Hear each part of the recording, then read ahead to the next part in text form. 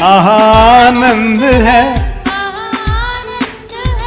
मेरे यीशु की चरणों में, कोई दुख भी नहीं, कोई दर्द भी नहीं, सिर्फ आनंद आनंद है।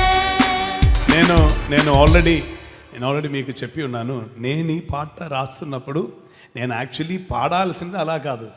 ఎంత కష్టమయ్యా, ఎంత బాధ అయ్యా, ఎంత వేదన అయ్యా, చేతిలో డబ్బులు లేదయ్యా, కరెంటే కట్ అయిందయ్యా, బిల్లు పే చేయలేదయ్యా, ఎందుకు ఇలా పాడాలి నేను. కానీ పరిశుద్ధాత్ముడు అలా పాట పెట్టలా.